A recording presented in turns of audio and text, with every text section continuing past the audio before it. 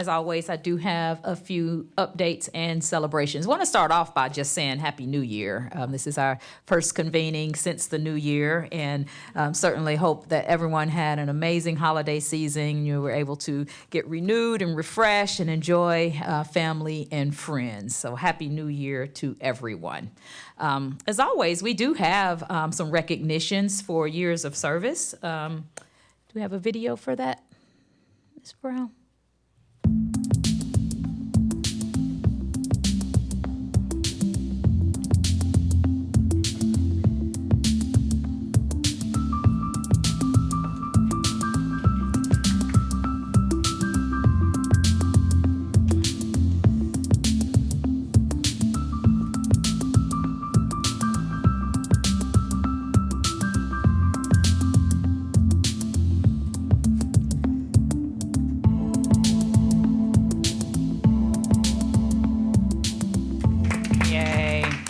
And I do have to say, we have a really good-looking team, and I thank them for their service. And it's always great to be able to recognize our team members, and of course, again, thank them for choosing us, but choosing us year after year to remain a part of our amazing team. And so we always recognize a variety of special celebrations. There's a month for everything, and this month is also Happy School Board Member Recognition Month. So we want to give a special shout out to our school board members. And y'all, we just have the most adorable video for you. So if we could key up that video, please.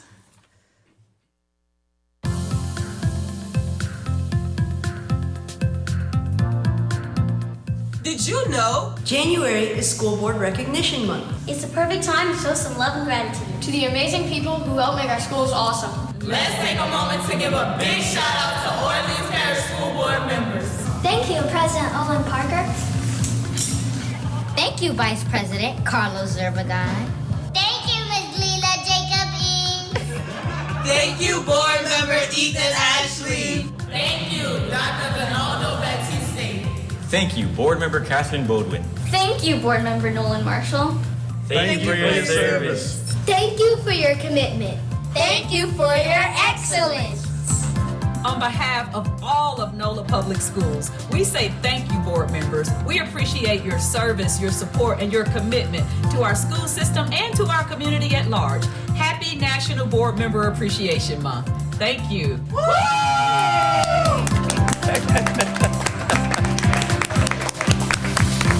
Yes, and on behalf of all of our staff, we do say thank you. And like much of what we do in education, your roles can be thankless at times, but we value the time, the commitment that you all make, and certainly never take it for granted. And we are grateful for each and every one of you. Y'all want to watch it again, don't you? All right. So I also want to just give a shout out for MLK Day. And of course, that holiday took place on Monday. And this is one of my favorite MLK Jr. quotes. The function of education is to teach one to think intensively and to think critically. Intelligence plus character. That is the goal of true education. And I know I saw a lot of great celebrations and activities happening to honor Dr. Martin Luther King Jr. We also want to recognize Law Enforcement Appreciation Day. This was last week on the 9th, and of course we have our very own team of law enforcement officers. Chief Johnson, we have Officer Charles Augustus, Sergeant Latrice Selders, Officer Harry Stanley, and Lieutenant Daryl Doc Watson. And so we thank them for the work that they do to ensure that safety and security are top priorities for our entire district. So happy Law Enforcement Appreciation Day. I also want to celebrate the EPA Clean Bus grants that a number of our schools and networks received. And they're listed here: Warren Easton, Eleanor McMain, Andrew Wilson, McDonough 35, Cabdo, Livingston Collegiate Academy, Rosenwald, which is, of course, for Cohen this year. And just really excited to be able to contribute to a greener space, giving something positive back to the environment, because, it's really important that even as times change, and yes, we know bus transportation is necessary, how can we do it more effectively, more clean, and more earth-friendly? So congratulations to each of those schools and networks, and we thank you for valuing our environment and the fresh air that we all have to breathe by even applying and being interested in the EPA Clean Bus Grant. So congratulations to each of those schools and networks. Last week, I also had the great pleasure to participate in our HBCU band combine.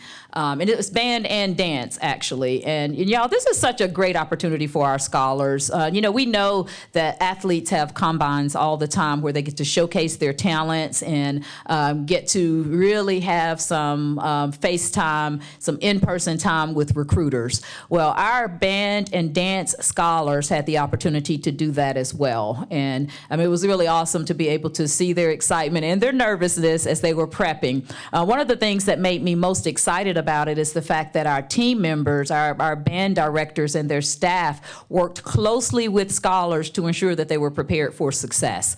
We don't want to just give them the opportunity to showcase. We want to ensure that they know, what's a good piece for you to play when it's for an audition, compared to what they may do in a parade. And what's a great way for you to practice that and to be able to speak to the music that you're playing or the dancing that you're doing. So it was a great opportunity to just really, again, see the talent that our scholars face and then just witness the opportunities that they have to learn more about scholarship opportunities and even career opportunities around band and dance. So thank you so much to our band directors for their leadership and for the collaboration that they have with band directors across our region, because it wasn't just Orleans Parish. And I love the fact that our band directors and arts teachers are so collaborative across the entire region. Last week, I also had a great opportunity to meet with some scholars at Warren Easton. We talked about violence, youth violence.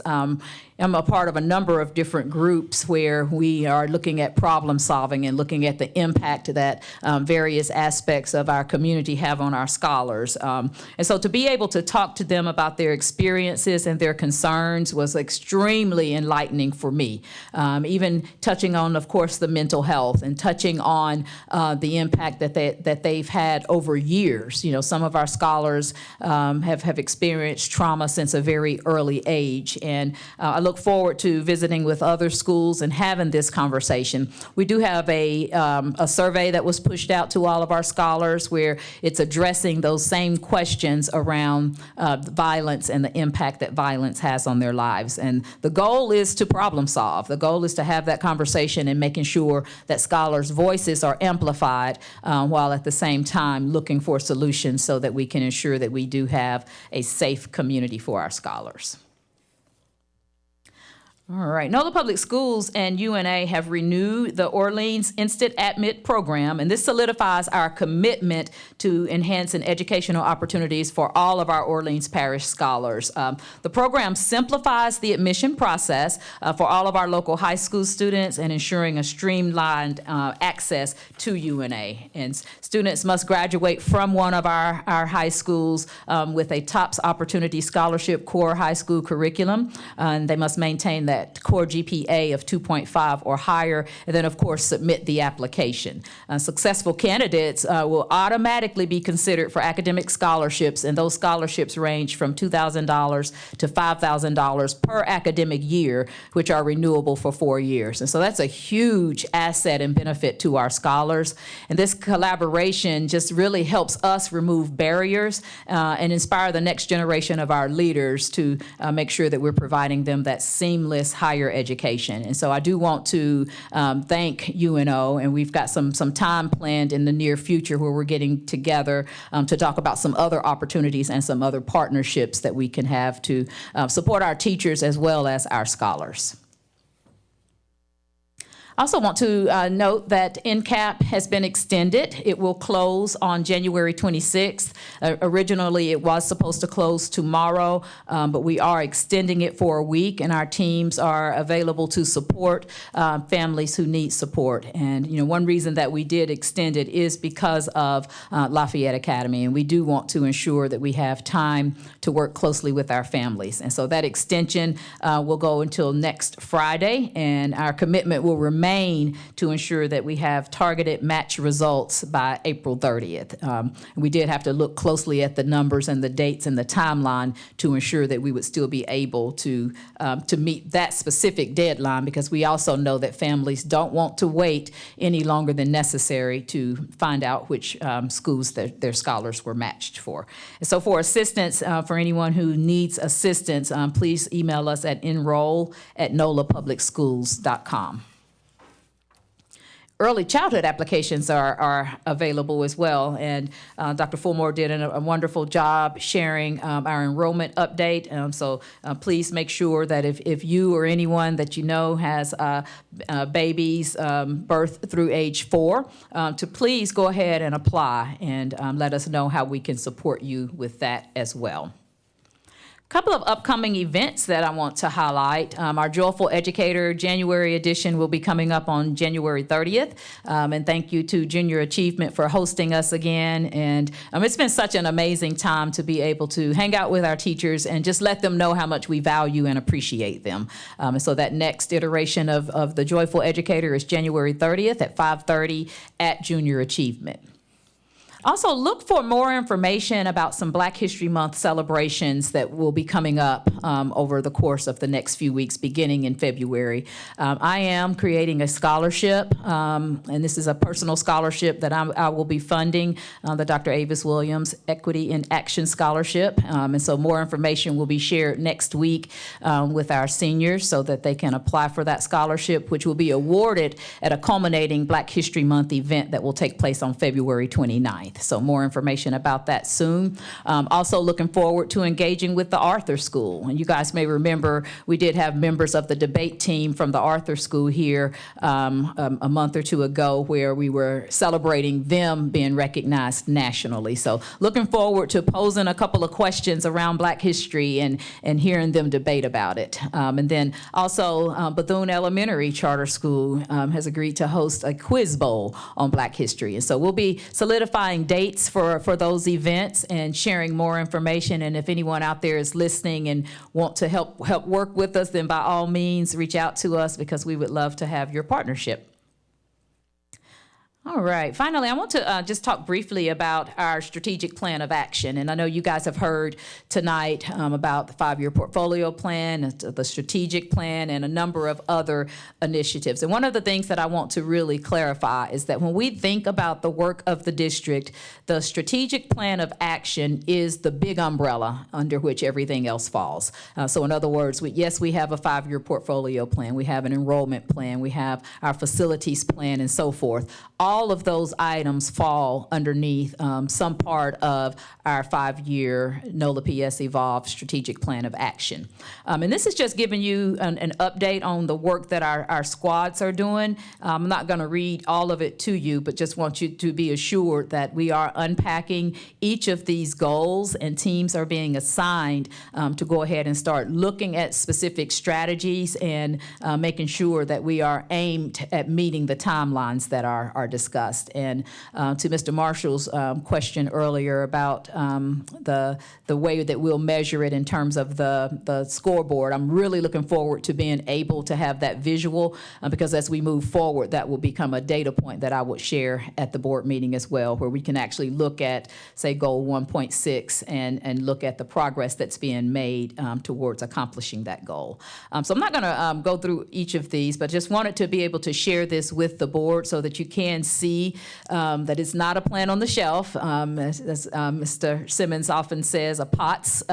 This is a real living, breathing plan that is guiding our work, and it is important that we stay in tune to it as we make decisions around what we need to do to improve our district. And with that said, I will take any questions.